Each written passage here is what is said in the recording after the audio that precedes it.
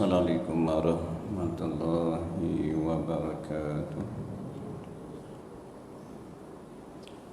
Bismillahirrahmanirrahim. Alhamdulillahirabbil alamin. Salatu wassalamu ala asyrafil mursalin wa ala alihi wa sahbihi ajma'in. Subhanaka la ilma lana illa ma 'allamtana innaka antal alimul hakim. Wala haula wala quwwata illa billahil aliyil azim.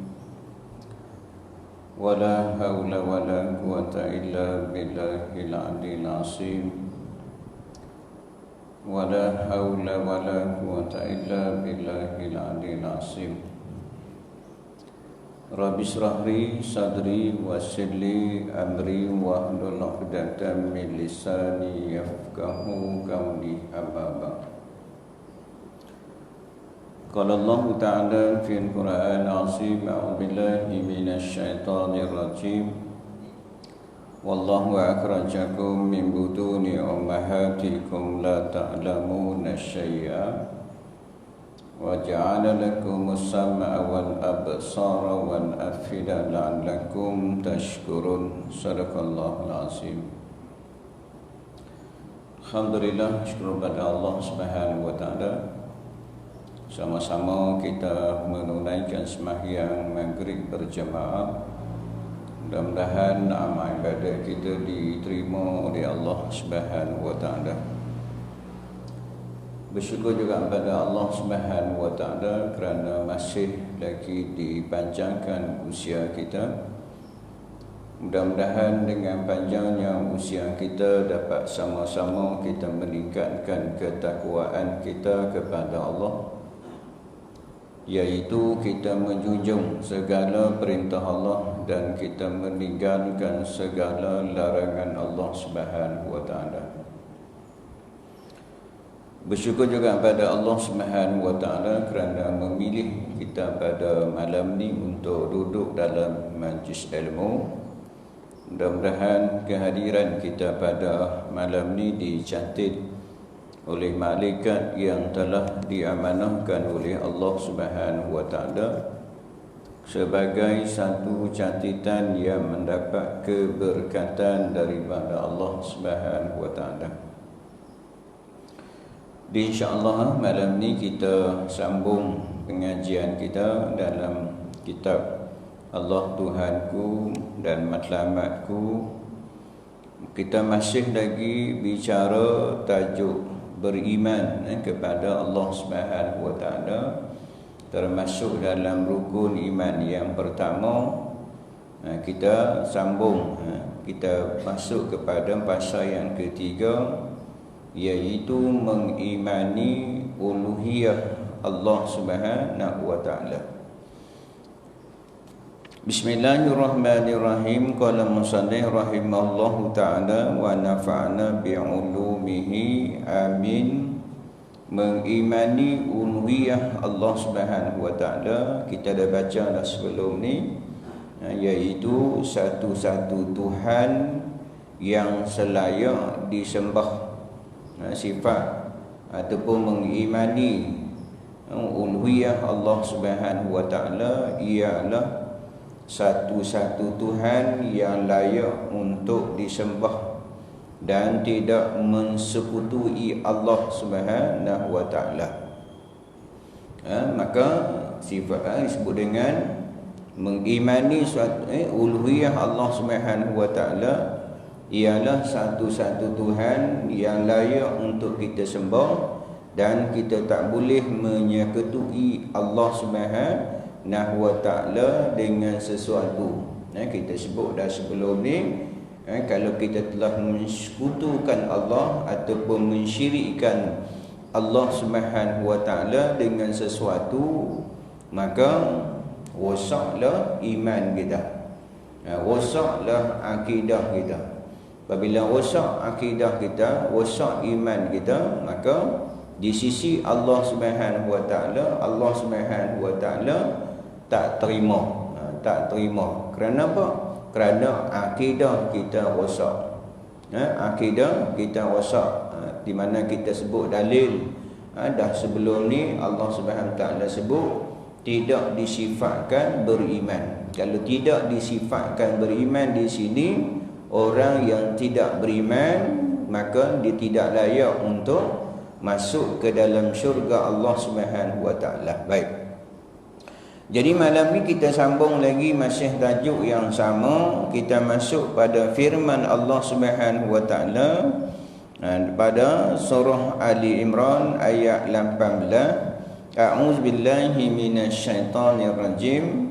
Syahidallahu annahu la ilaha huwa wal malaikatu wa ulul ilmi qa'iman bil qist. La ilaha illa huwal azizun hakim.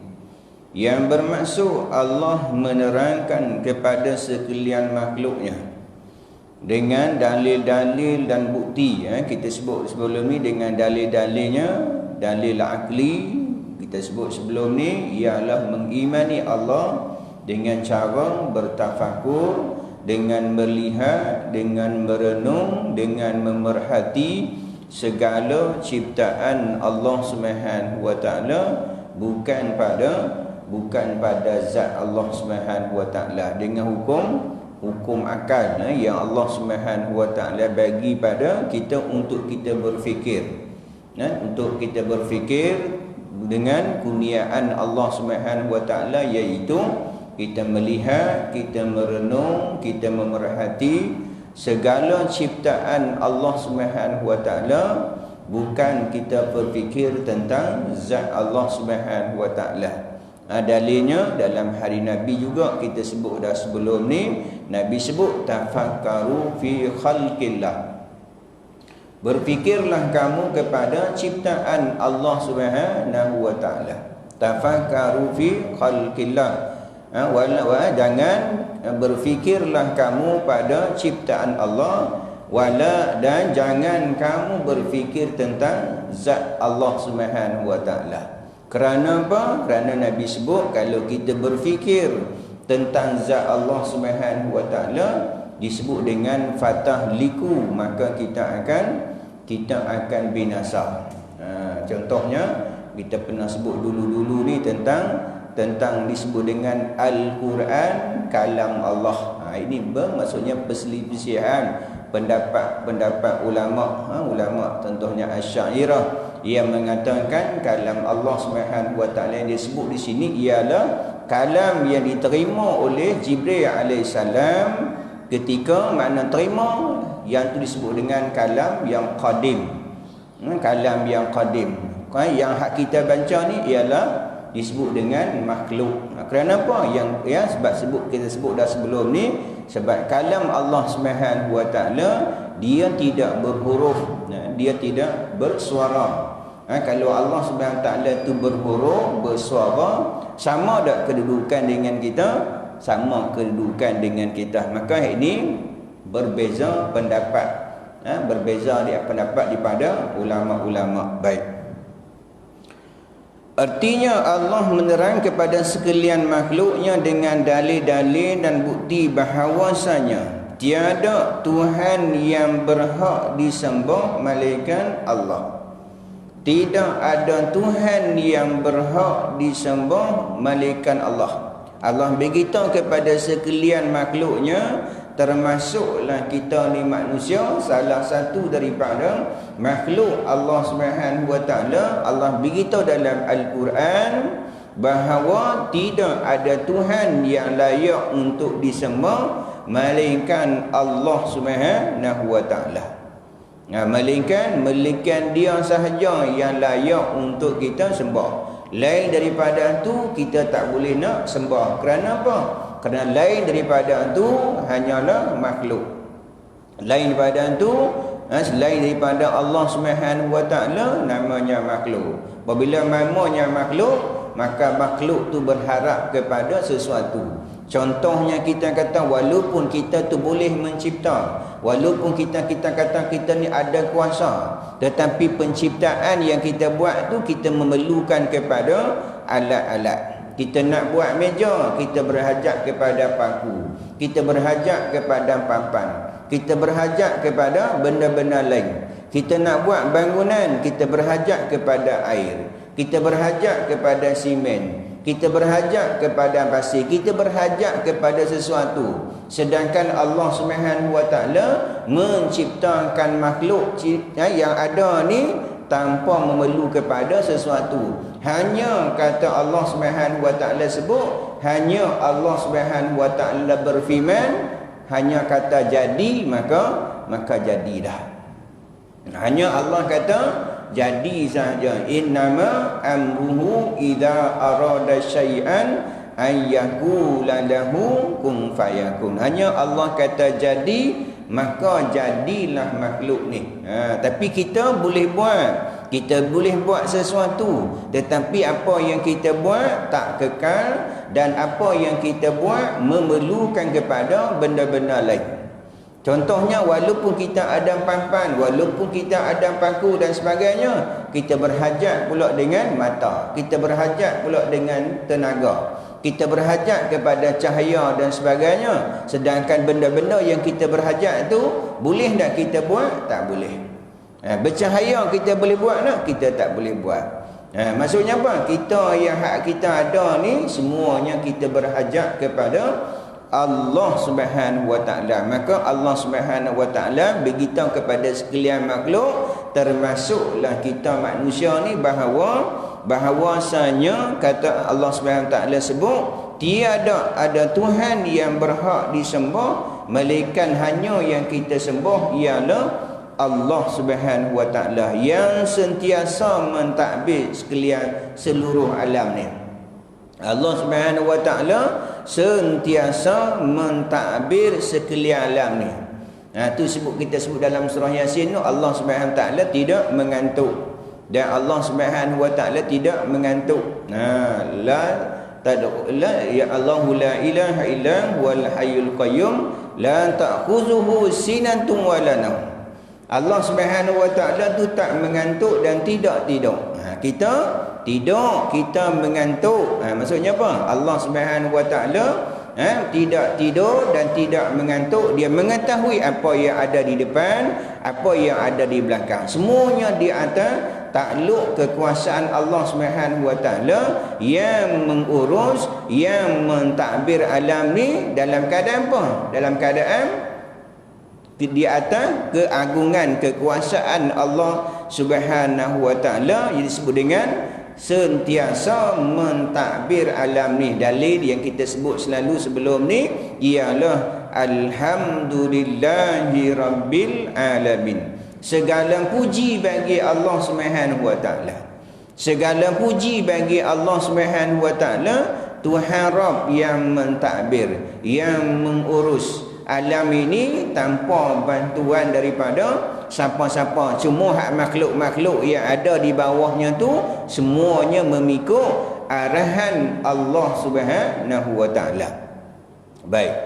Dengan keadilan dan malaikat-malaikat serta orang-orang yang beriman mengakui dan menegaskan juga yang demikian. Tidak ada Tuhan yang berhak disembah melainkan Dia, yang maha kuasa lagi maha bijaksana. Allah tu maha kuasa dan lagi maha bijaksana. Walaupun kadang-kadang Allah Subhanahu Taala buat sesuatu, kita pandang awaklah Allah buat macam ni, awaklah Allah buat penyakit, awaklah Allah buat ni COVID-19, awak ni. Semuanya kita kadang-kadang kita bersangka buruk di atas apa-apa yang berlaku dalam kehidupan kita. Tapi pada hakikatnya apa yang berlaku ni semuanya di atas takluk kekuasaan Allah, dan Allah Subhanahu Wa Taala mengetahui dan Allah buat dalam keadaan bijaksana. Sebagai contoh, kita kata kalau kita bawa anak kita ke hospital, bawa anak kita yang setahun, 2 tahun, 3 tahun, yang 4 tahun pergi ke hospital,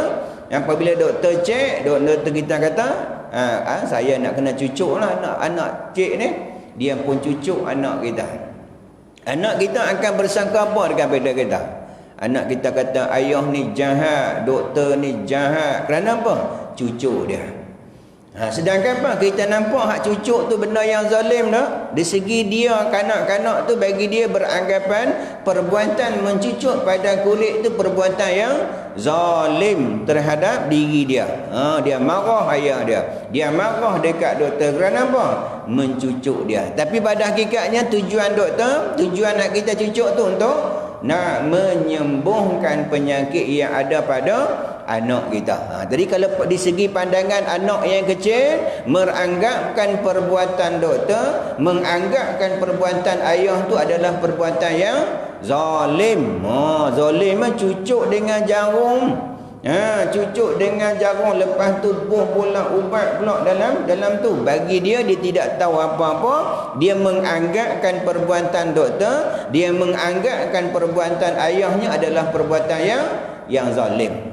Tapi di sisi doktor, di sisi ayahnya, semua apa yang hak berlaku ni, apa yang dia buat ni untuk kebaikan bayi tersebut, untuk kebaikan anak tersebut. Tapi anak tu dia tak tahulah. Sama juga di sisi kita makhluk, apa yang berlaku pada diri kita tu hakikatnya baik belaka. Tu kita apa yang berlaku kita kena bersangka baik dengan Allah Subhanahu Wa Taala. Sebagai contoh, kita tengok orang dekat-dekat nak mati. Dia sakit teruk, kadang-kadang sampai dekat tulang tinggal kulang. Kita jangan kita dukung, oi ni dia ni jahat ni. Tengok dia mati berguling-guling sampai susah nak cabut nyawa. Kita jangan duk anggap benda buruk. Kita kata teruk dia ni mati ni, mesti ni ahli neraka ni. Kita kena bersangka baik. Mungkin Allah Subhanahu Wa Taala, sebab Allah Subhanahu Wa Taala sayang pada dia, menyebabkan sebelum dia bertemu dengan Allah Subhanahu Wa Taala, Allah bagi dia kesakitan. Dengan kesakitan yang dia hadapi itu, Allah Subhanahu Wa Taala mengkifarahkan akan dosa-dosanya. Sakit dia setahun, sakitnya setengah tahun, lepas tu dosa masih ada lagi, maka dekat-dekat nak mati, Allah Subhanahu Wa Taala bagi dia rasa sakit. Allah Subhanahu Taala bagi dia rasa sakit kerana apa? Nak menghapuskan segala dosa-dosa. Nabi kata, walaupun disusuk dengan duri pun Allah Subhanahu Wa Taala mengkifarahkan akan dosa dia. Lepas tu ketika mati dia tu dalam keadaan teruk, masih lagi ada dosa, dia masuk ke dalam alam barzah, dia diseksa oleh Allah Subhanahu Wa Taala. Kerana apa Allah seksa dia? Dengan seksa dia tu, apabila habis dosanya, di pada masa besok dia tak ada dosa dah. Dia masuk syurga tanpa hisap dah. Kita kena bersangka baik dengan Allah. Tu kadang-kadang kita tengok orang-orang yang bukan Islam mati dalam keadaan senang, mudah tengok mati. Pada hakikatnya kerana apa? Mungkin kebaikan-kebaikan yang dia buat atas dunia, Allah Subhanahu Wa Taala bagi balas di atas dunia lagi. Kebaikan yang dia buat tu, kemungkinan dia mati dalam keadaan senang. Kita bersangka mungkin Allah Subhanahu Taala bagi nak balas hak benda-benda kebaikan atas dunia ni, balas di dunia. Sebab di akhirat besok, dia di sisi Allah Subhanahu Wa Taala amalannya tidak diterima oleh Allah Subhanahu Wa Taala. Cuma kita ni orang yang beriman bersangka baik dengan Allah Subhanahu Wa Taala. Apa yang Allah Subhanahu Wa Taala tentukan, semuanya baik belaka bagi orang yang beriman. Tetapi bagi orang yang tak beriman, ini adalah ujian, ini adalah bala daripada Allah Ta'ala. Mungkin Allah Subhanahu Wa Ta'ala uji kalau dia tu orang yang beriman. Mungkin Allah Subhanahu Wa Ta'ala uji, mungkin dia dekat dengan Allah Subhanahu Wa Ta'ala. Makin diuji, makin dekat dia dengan Allah. Tetapi kalau Allah Subhanahu Wa Taala benci dia, Allah Subhanahu Wa Taala datangkan bala, makin Allah Subhanahu Wa Taala uji dia, makin jauh daripada petunjuk Allah Subhanahu Wa Taala. Ni yang kita takut, tuan-tuan. Makin Allah bagi kita senang, makin kita jauh daripada rahmat Allah. Makin Allah bagi kita kekayaan, makin jauh kita daripada petunjuk Allah Taala. Ini yang kita takut, yang dinamakan sebut dengan pemberian, dia dinamakan dengan istidrak. Makin Allah bagi, makin menyebabkan kita jauh daripada Allah Ta'ala. Di mana Firaun, Allah bagi kekayaan padanya, Allah Subhanahu Wa Ta'ala bagi kekuasaan padanya, sehingga riwayat mengatakan sakit pun tak pernah. Sehingga sampai peringkat Allah Subhanahu Wa Ta'ala bagi pada dia, sampai dia satu peringkat dia sombong dengan Allah Subhanahu Wa Ta'ala, sampai mengaku jadi Tuhan. Kita sebut dulu ni. Sampai satu peringkat, Allah bagi dia segala-gala nikmat kekayaan atas dunia, sehingga tak pernah sakit. Sampai satu peringkat Allah dia dalam keadaan apa? Dia sampai satu peringkat mengaku dirinya adalah Tuhan. Iblis pun takut kemurkaan Allah Subhanahu Wa Ta'ala. Sejahat-jahat aku, Iblis kata, sejahat-jahat aku tak pernah pun mengaku jadi Tuhan. Tetapi sejahat-jahat manusia mengaku jadi Tuhan. Mana lebih teruk agak-agak? Sejahat-jahat manusia sampai peringkat mengaku jadi Tuhan. Tetapi sejahat-jahat syaitan, dia tak mengaku Tuhan. Dia hanya sangka dia tu lebih daripada Adam. Dia tak mengaku Tuhan. Tu apabila Firaun mengaku dia Tuhan, Iblis lari takut kemurkaan Allah Subhanahu Wa Ta'ala. Dia kata sejahat-jahat aku tak pernah mengaku Tuhan. Tetapi sejahat-jahat manusia sampai peringkat mengaku bahawa aku adalah Tuhan yang maha tinggi. Tu peringkat. Bukan kata di zaman Firaun, zaman kita pun ada Tuhan ayah pin. Kita pun ada. Zaman kita bukan hanya orang Melayu ni bukan lekeh-lekeh mengaku Tuhan. Orang Melayu ni bukan lekeh-lekeh mengaku jadi Nabi. Nabi pun ada, Tuhan pun ada. Sombongnya manusia ni sampai peringkat mengaku jadi Tuhan. Baik. Dia kata yang maha kuasa lagi maha bijaksana. Allah Subhanahu Wa Ta'ala berfirman tentang Lata, Uzza dan Manat. Tu Tuhan-Tuhan yang dicipta, Tuhan-Tuhan yang dibentuk untuk jadi Tuhan. Sedangkan Tuhan-Tuhan yang mereka tu bentuk, kalau lalat ingat pun tak boleh nak hambat. Lalat ingat di hidung ke, lalat ingat di mulut ke, lalat ingat di mata ke, di pipi. Boleh tak Tuhan-Tuhan yang mereka cipta tu menghalau lalat-lalat yang ada di anggota Tuhan mereka? Boleh halau tak? Tak boleh nak halau. Kalau dia pun tak boleh nak halau, bagaimana dia nak tolong kita? Macam kita sebut dululah, kalau benda-benda yang dicipta tu jatuh terguling macam ni, jatuh terguling macam ni, adakah dia mampu mengangkat diri dia sendiri? Tak boleh. Tu kisahnya ketika mana hari-hari kerayaan hari kenuri besar di zaman Nabi Ibrahim. Kaum Namrud buat kenuri, jemput semua pakai api. Tapi Nabi Ibrahim dia tak pergi. Ketika mereka duduk seronok-seronok, Nabi Ibrahim tatok ambil berhala-berhala. Tinggal berhala yang besar, dia letakkan kapak di berhala yang besar tu. Maka mereka balik pada kenuri makan besar. Mereka tengok berhala-berhala, Tuhan-Tuhan yang mereka sembah telah dibinasakan. Dia kata tak ada orang lain mesti Ibrahim ni. Tak ada orang lain, dia seorang yang tak pi, semua yang lain semua pakai api. Maka mai tangkaplah Ibrahim. Tanya Ibrahim, siapa yang merosakkan Tuhan-Tuhan kami ni? Dia bertanya. Dia kata tak tahu, kemungkinan tu yang mungkin yang berhala yang besar tu kot yang rosak. Tu nampak tu dia pegang kapak tu. Maka depa pun kata, dia kata berhala tu mana boleh rosak, dia tu bantu.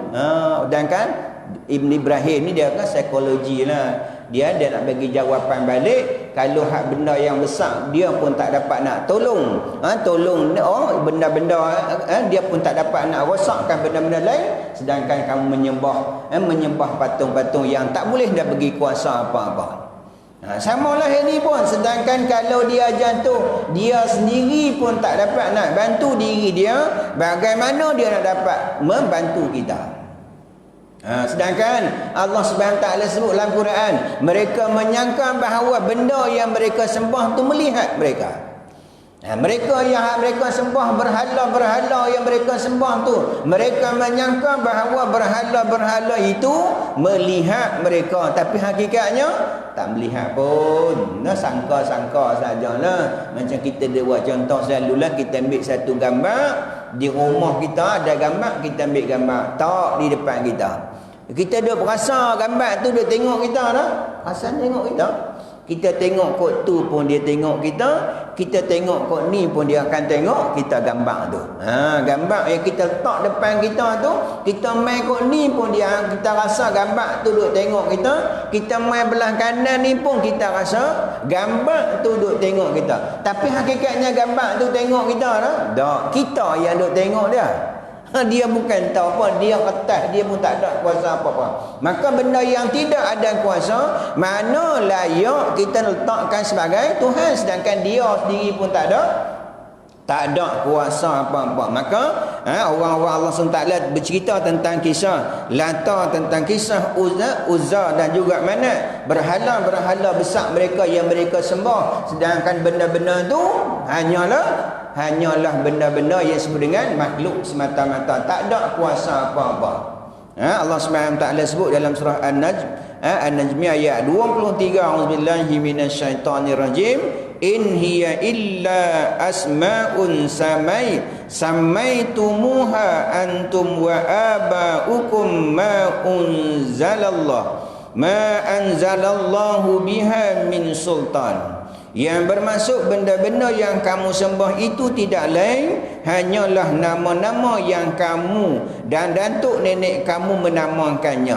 Allah tidak sekali-kali menurunkan sebarang bukti yang membenarkan. Nama-nama Manat Uzza Lata sedangkan nama-nama tu siapa yang letak? Datuk nenek moyang mereka dulu ni letakkan nama-nama tu. Nah, sedangkan Allah Subhanahu Wa Taala sebut dalam ayat ni, dia kata Allah Subhanahu Wa Taala sebut dalam ayat ni, Allah tidak sekali-kali menurunkan sebarang bukti yang benar. Tak ada bukti yang mengatakan bahawa Manat, Lata, Uzza tu adalah Tuhan yang untuk kamu sembah. Sedangkan Lata, Manat, Uzza tu juga nama-namanya hanya diletakkan oleh datuk nenek moyang kamu dulu ni, yang mereka dulu ni buat berhala kerana apa? Nak mengingati orang-orang yang soleh. Zaman Nabi Nuh, orang-orang yang soleh, tinggal nama dah. Untuk nenek moyang mereka buat satu bentuk menyerupai orang-orang soleh, supaya apa? Supaya anak cucu mereka tu mengenali, oh ini orang soleh-soleh terdahulu.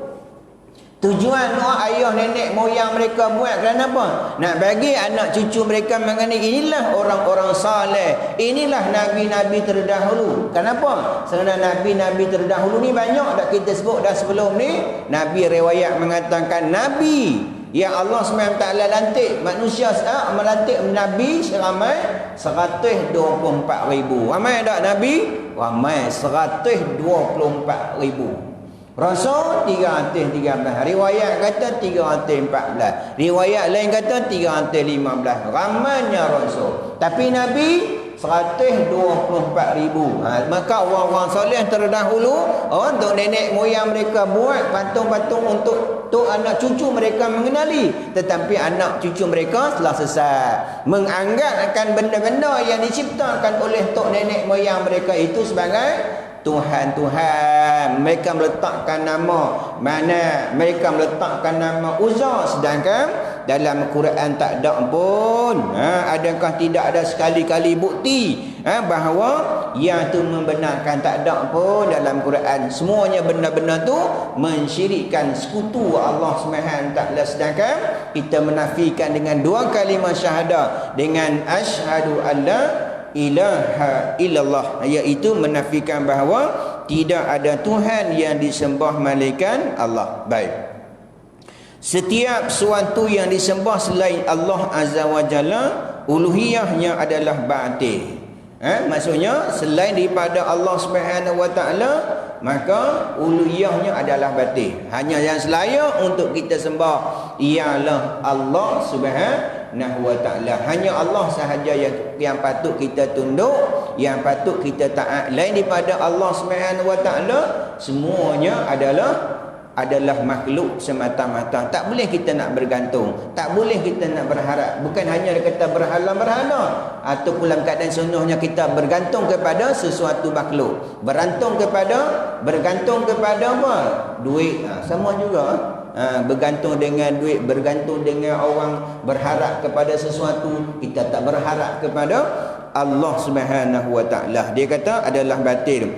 Allah Taala berfirman, a'udzubillahi minasyaitonir rajim, zalika bi annallaha huwal haqqu wa anna ma yad'una min dunihi huwal batilul wa annallaha huwal aliyyul kabir. Yang bermaksud bersifatnya Allah dengan kekuasaan dan luas ilmu pengetahuan itu kerana bahawasanya Allah dialah sahaja Tuhan yang sebenar-benar, dan bahawa segala yang mereka sembah lain daripada Allah tidaklah lain daripada Allah, itulah yang nyata palsunya. Dan ingatlah sesungguhnya Allah jualah yang maha tinggi keadaannya, lagi maha besar kekuasaannya. Dalil juga dengan ayat surah Al-Hajj ayat 62 ni Allah sebut bersifat Allah Subhanahu Wa Taala dengan kekuasaan. Lain daripada Allah Subhanahu Wa Taala tak ada kuasa.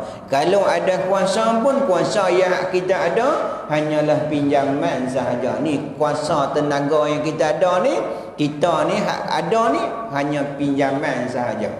Nanti ada kuasa tak? Nanti bila Allah Subhanahu Wa Taala tarik nyawa kita, ketika tu kuasa yang kita ada tak ada dah. Tenaga yang kita ada tak ada dah. Mata yang boleh melihat tak boleh melihat dah. Telinga yang boleh mendengar tak boleh dengar dah. Kaki yang boleh melangkah tak boleh langkah dah. Tak ada kuasa. Kuasa yang kita ada, kuasa yang tak tetap. Disebut dengan arak sahaja. Mendatang sahaja. Ada kita ni, ada kuasa kita, ada penglihatan kita, disebut dengan arak sahaja, hanya mendatang sahaja. Maksudnya apa? Lepas ni tak ada dah. Tapi kekuasaan Allah Subhanahu Wa Taala, kekuasaan yang hakiki, yang sebenar. Boleh sambung juga. Boleh lagi sikit. Sikit ni, sikit. Kekuasaan yang hak kita ada sementara sahaja. Sementara, lepas ni tak ada lah kuasa kita. Maksudnya hak ada pun sementara, yang ada pun pinjaman semata-mata. Lepas ni kita tak ada kuasa apa-apa. Maka apabila kita ada tenaga, kita ada kepada penglihatan, ada pendengaran, maka kita kena ingat kepada yang bagi kuasa, yang bagi penglihatan, yang bagi pendengaran, yang bagi kuasa. Hak Allah yang bagi. Kita yang Allah bagi ni kita sebagai pinjaman sahaja sekejap. Tu Allah bagi masa, Allah bagi tenaga, maka kita gunakan untuk taat kepada Allah Subhanahu Wa Taala. Jangan kita disebut dengan kufur nikmat Allah bagi, kita kufur. Kita salah gunakan masa, kita salah gunakan tenaga, kita salah gunakan apa yang Allah Subhanahu Taala bagi kepada benda yang dimurkai oleh Allah SWT. Itu disebut dalam Quran, la in syakartum la azidannakum wa la in kafartum inna azabi lasyadid. Apabila siapa yang bersyukur, kata Allah, aku akan tambah. Tambah segi keberkatannya Allah tambah. Allah berkatkan apa yang kita ada. Maksudnya kita Allah SWT bagi contohnya masa 24 jam bermula daripada dulu Nabi Adam sampai lah ni masa sama. Cuma masa tu berkat ke tak berkat saja. Masa sama daripada tok nenek, tok nyang kita, ayah kita, tok wan kita dulu, sama tak masa? Sama sahaja masa. Cuma kadang-kadang Allah Subhanahu Wa Taala tarik keberkatan masa. Keberkatan masa. Masa yang berlalu 24 jam, kalau tak ada berkat, sia-sia masa tu. Keberkatan harta, kita nak harta yang Allah Ta'ala bagi, sama saja. Orang dulu pun Allah bagi harta, kita pun Allah bagi harta, tetapi kita nak harta yang Allah Subhanahu Wa Taala bagi pada kita, kita guna untuk taat kepada perintah Allah Subhanahu Wa Taala. Sebab Allah Subhanahu Wa Taala bagi bukan bagi saja-saja. Setiap pemberian yang Allah bagi, Allah akan tanya balik. Aku bagi hang 60 tahun, 70 tahun, 40 tahun dan sebagainya. Allah akan tanya kita, aku kurniakan kepada kamu harta, kamu guna kepada mana? Kamu dapat daripada mana? Kamu guna kepada kananya. Tapi ingat kata Allah, wala in kafartum inna azabi lasyadid. Tapi ingat kata Allah, siapa yang kufur akan nikmat Allah, salah guna nikmat pemberian Allah Subhanahu Wa Taala, kata Allah Subhanahu Wa Taala bagi amaran, sesungguhnya azabku sangat pedih. Ingatlah, maka kita ada kekuasaan tenaga kita ada ni, maksudnya bukan hak mutlak yang sebenarnya kita hanya pinjaman. Kita tak ada apa, macam kita main dululah, main dulu ke alam dunia ni, kita bawa apa? Tak ada apa. Main dalam keadaan surat benang pun tak ada, surat benang pun tak ada. Mai miskinnya kita, hinanya ketika tu. Lepas tu Allah Taala kurniakan kita akal, kurniakan kita penglihatan, pendengaran. Supaya apa? Kata Allah, supaya kamu bersyukur dengan Allah Subhanahu Wa Taala. Tanda kita bersyukur dengan Allah, kita ingat kepada Allah. Tanda kita syukur kepada Allah Subhanahu Wa Taala, kita sebut nama Allah, kita memuji Allah Subhanahu Wa Taala. Tanda syukur kita kepada Allah Subhanahu Wa Taala, kita gunakan kurniaan pemberian Allah Subhanahu Wa Taala, kita guna untuk taat kepada perintah Allah Subhanahu Wa Taala. Itu tanda kita orang yang bersyukur. Kalau tidak, kita akan dipertanggungjawab kita di mahkamah Allah Subhanahu Wa Taala. Baik. Bersifat Allah dengan kekuasaan, luas ilmu Allah Subhanahu Taala meliputi segalanya. Ilmu Allah Subhanahu Taala tak sama ilmu ada. Ilmu yang kita ada ni sedikit ya. Umpama ilmu yang kita ada ni kita celup dalam lautan yang luas, kita angkat naik itu tangan kita, yang melekat pada tangan kita, itulah ilmu yang kita yang ada. Itulah nikmat sedikit yang kita ada. Lama kelamaan ayat yang melekat pada tangan kita, lama kelamaan dia akan kering, akan hilang begitu saja. Tapi ilmu Allah Subhanahu Wa Taala meliputi segalanya. Kita pun tak tahu hakikat yang sebenarnya. Hanyalah di atas takluk ilmu Allah Subhanahu Wa Taala. Apa yang berlaku dalam alam ini, semuanya di atas takluk ilmu Allah Subhanahu Wa Taala. Itu disebut dengan qada dan qadar. Ketentuan Allah Taala. Bila lagi Allah tentu? Azali lagi. Azali lagi. Yang ni termasuk yang disebut dengan malaikat yang menulis buku catatan amalan pun dia pun tak tahu. Ketika mana Allah Subhanahu Wa Taala cipta manusia, sampai pada 4 bulan, Allah Subhanahu Wa Taala perintahkan malaikat pergi ke Lauh Mahfuz, tulis ni apa rezeki dia, umur dia, ajalnya, jodohnya, semuanya malaikat catat. Apa yang malaikat catat tu hanya dalam Lauh Mahfuz saja. Tetapi di sisi Allah Subhanahu Wa Taala, hanya Allah Subhanahu Wa Taala sahaja yang mengetahui. Malaikat-malaikat yang tulis tu pun tak tahu. Hanya malaikat tahu apa yang ada dalam Lauh Mahfuz, disebut dengan qada mu'allaq. Tapi di segi qada mubram hanyalah ketentuan Allah Subhanahu Wa Taala. Tu ilmu Allah tu meliputi segalanya. Ilmu kita sedikitnya, apa yang kita tengok, apa yang kita dengar, apa yang kita rasa, itu saja yang kita dapat. Tapi hakikatnya kita tak tahu hakikat yang sebenar. Hakikat sebenar hanya Allah Subhanahu Wa Taala sahaja yang mengetahui. Baik. Okey. Dialah sahaja Tuhan yang sebenar-benarnya, dan bahawa segala yang mereka sembah lain daripada Allah, itulah yang nyata palsu. Lain daripada Allah hak mereka sembah, yang mereka bergantung, yang mereka berharap, hanyalah Tuhan-Tuhan palsu sahaja. Tak boleh nak bagi bekas, tak boleh nak bagi apa-apa pun melainkan dengan izin Allah Subhanahu Wa Taala. Tu kadang-kadang ada jadi juga ustaz, apa yang mereka buat tu hanya izin Allah Subhanahu Wa Taala untuk nak menguji kita orang yang beriman. Allah bagi belaka, baik pun Allah bagi, Maka hak kita sebut dari segi akhlak adab kita kata yang buruk tu diri kita. Tapi hakikatnya, di segi hakikatnya, apa yang berlaku, semua ketentuan Allah Subhanahu Wa Taala, semua kita beradab. Yang baik datang daripada Allah, yang buruk adalah perbuatan kita katalah. Tapi pada hakikatnya semua daripada Allah Subhanahu Wa Taala. Semua daripada Allah. Manusia tak boleh bagi bekas.